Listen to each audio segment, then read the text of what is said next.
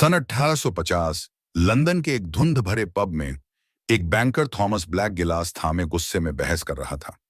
हमारी मुद्रा का मूल्य इस पीले धातु से क्यों तय होना चाहिए? वह चिल्लाया। सामने बैठे बूढ़े बैंकर ने मुस्कुराकर जवाब दिया, क्योंकि सोना झूठ नहीं बोलता थॉमस, सरकारें कर सकती हैं। यह वो दौर था जब गोल्ड स्टैंडर्ड यानी स्वर्ण मानक का राज था। हर देश की मुद्रा एक निश्चित मात्रा के सोने से जुड़ी होती थी।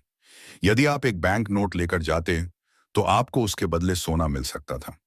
थॉमस ब्लैक उस समय बैंक ऑफ इंग्लैंड में जूनियर क्लर्क था। उसने देखा कि कैसे जब भी देश का सोना बाहर चला जाता, जैसे युद्ध या व्यापार घाटे की वजह से बैंक तुरंत डिस्काउंट रेट बढ़ा देता। इसका असर यह होता कि देश में ब्याज दरें चढ़ जाती, विदेशी निवेशक पैसा वापस लाते और सोना फिर से देश में आ जाता। कुशीरश्वनी की ये जंजीर हमें मजबूर करती है कि हम मुद्रा की छपाई पर नियंत्रण रखें, उसके वरिष्ठ ने कहा। इससे कीमतें स्थिर रहती हैं। लेकिन थॉमस ने देखा कि जब फसलें खराब होती या कोई बड़ी कंपनी डूबती,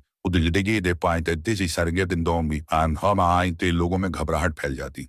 बैंक से लोग पैसा निकालने दौड़ते और तब बैंकों को भी किसी बड़े बैंक की जरूरत होती जो उन्हें नकदी दे सके, एक आखिरी सहारा। ऐसे समय में बैंक ऑफ इंग्लैंड एक नई भूमिका निभाने लगा, लास्ट रिजॉर्ट लेंडर की। लेकिन हर बार नहीं। कई बार बैंक ने पहले अपनी तिजोरी बचाने की कोशिश की और अपने सहयोगी बैंकों को मना कर दिया।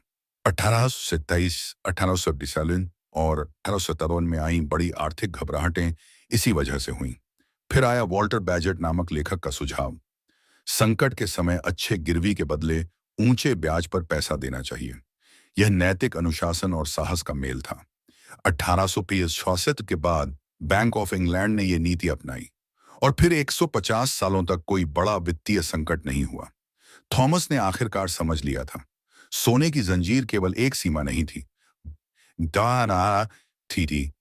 वह एक अनुशासन थी जो केंद्रीय बैंकों को जिम्मेदारी से चलना सिखाती थी।